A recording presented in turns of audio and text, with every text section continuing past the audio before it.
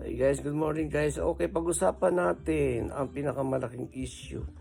Bakit naghihiwalay ang banda ng magkagrupo kung kailan nasa biyahe na? Yan, magandang topic yan. Okay, pag-usapan natin yan. Una, dito pa lang sa Pilipinas, kung ibubuoy kayong grupo, kilalanin nyo yung bawat isa. Yung ugali, paano siya magtrabaho.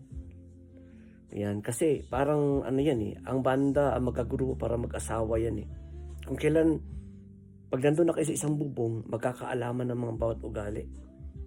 Kasi para kayo magkasala, kayo magkasama, nasa isang bubong kayo. Sabay-sabay kayo kumain. Kaya, sa Pilipinas pa lang, alamin mo yung bawat isa yung ugali. Siyempre, meron naman tayong mga kanya-kanyang mga ugali. Paano ka mag-adjust, paano siya mag-adjust sa'yo, ikaw din paano mag-adjust sa kanya. Sayang, kung kailan kayo nandun na sa biyahe, maghihiwalay kayo kasi hindi kayo nagkakaintindihan. O hindi kayo nagkakilanlan sa Pilipinas pa lang. Walang adjustment, ganun. Tapos, magbibigay ako ng isang example na based on my experience. Una, ito guys, wag natin pakikilaman ang personal ng bawat isa. Basta, doon lang tayo makikita sa trabaho.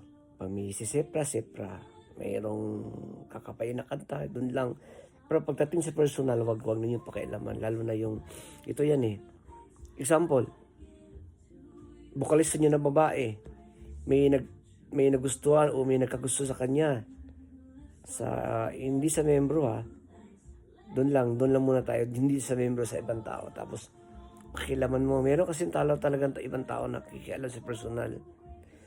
Pero lang kung hindi na siya pumapasok, nalilate siya sa pasok, nalilate siya sa ensayo, dahil nakipag-date, o ganun yun, pwede mo siyang payuhan in a nice way. Uy, bakit naman ganun? Huwag ka namang laging late kasi may ganyan. Kasi damay-damay yan pag laging late ng bawat isa. Yan, pero pagdating sa personal, wag niyong pakialaman yung personal nila ng bawat isa. Isa din yun